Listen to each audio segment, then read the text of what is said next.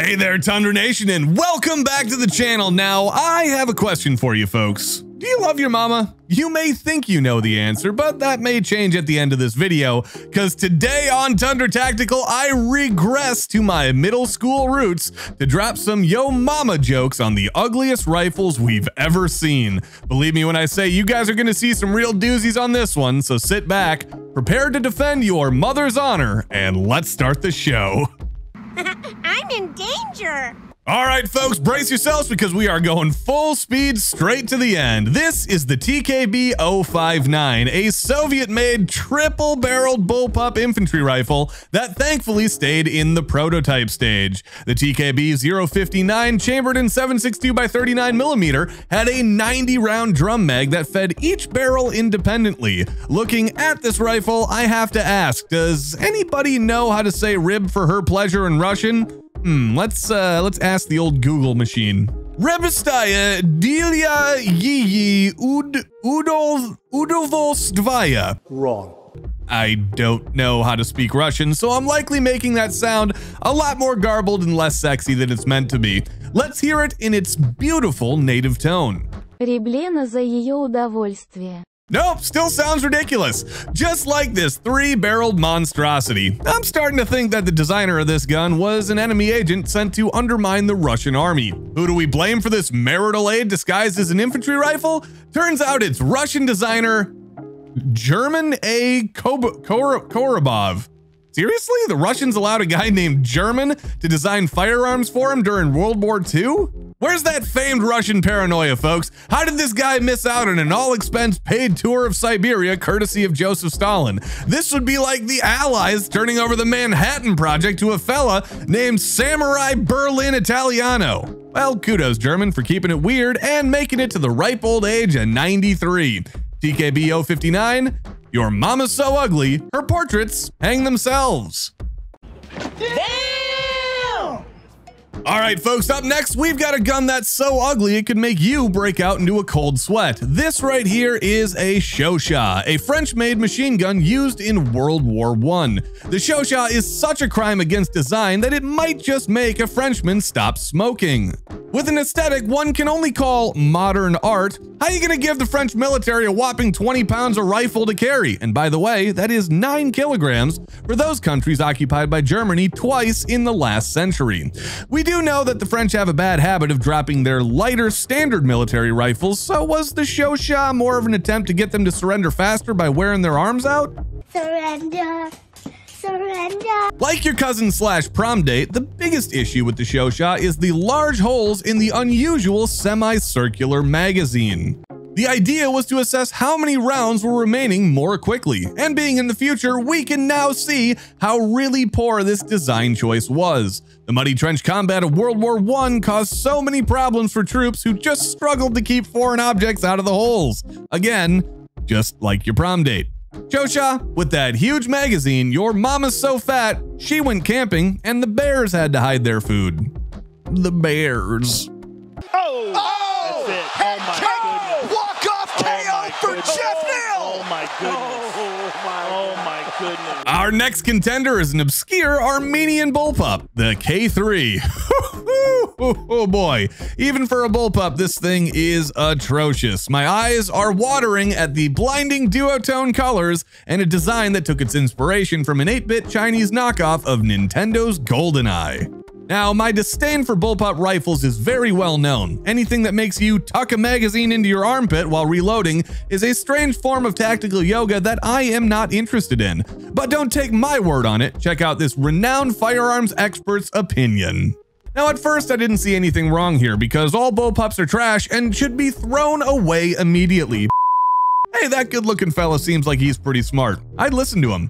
Starting with the obvious, the K3 is ugly, even by bullpup standards. This is the rifle you end up going home with after you've been on a 3-day bender, lost track of time, and the bartender announces its last call. You would make better decisions if you just stopped to think about it.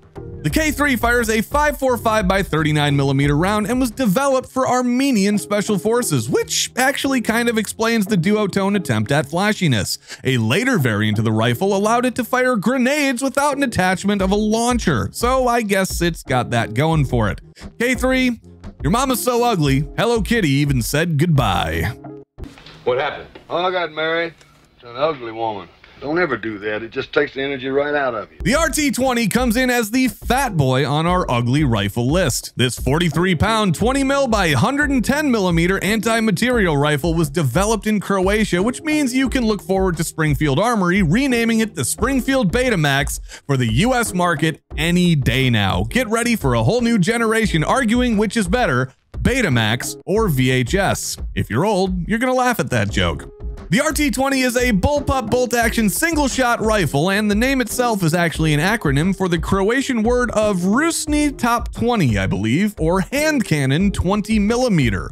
I'll be the first to admit that anything with the name hand cannon does sound pretty badass, but mother of God, a bolt-action bullpup? I've made my opinion on bullpups pretty clear now. But making them a bolt action, well, that's not going to help the situation. Talk about marrying the worst of both worlds. Kids, you're both just awful. Speaking of the best of both worlds, besides watching our YouTube videos right here, you can hang out with me over on Twitch at Tundra Gaming Live, where I'll be streaming right when this video drops and just about every day after. Come say hello and let me know what you think of the video. Now, if you're wondering what that long tube on the back of the RT-20 is, well, that is where all the gases escape from when you fire it. This method of recoil reduction, it's seldom used on small arms due to the dangerous and highly visible backblast area that it generates. The backblast also makes it hard or near impossible to shoot the gun from confined spaces. With that variable functionality, no doubt, the RT-20 has a bright future as a prop in a low-budget steampunk sci-fi movie or a large-budget adult film. Either way, RT-20, your mama's so ugly, her reflection ran away. Ladies and gentlemen, we Got him! The Little Badger is a folding, break-open survival rifle. It's incredibly lightweight and compact, weighing in at only 2.9 pounds, or about 1/9 of a drop French machine gun. The Little Badger's low weight comes from ripping all of the cool parts of the rifle off and making the rest out of bent wire clothes hangers and Legos. A better use of that coat hanger would have been to use it to not have this idea in the first place. I have no idea what I'm doing, but I know I'm doing it really, really well. The sights are plastic, the shell holder is plastic, and the buttstock is even plastic. Folks, that is way too much plastic, and I understand you can't expect too much in a sub $200 rifle, but I would have hoped for less polymer in a tool designed for survival. Is it me, or was that the ugliest baby you have ever seen? This rifle doesn't look cool. In truth, it looks more like a tool used to break into locked cars that's sold on late night television. Little Badger, your mama's so ugly she walked into a haunted house and walked back out with a job application. Arms Corps, short for the Arms Corporation of the Philippines, makes a wide variety of firearms, but we don't care about any of those except what is my vote for the ugliest rifle of the bunch, the M1600 SA.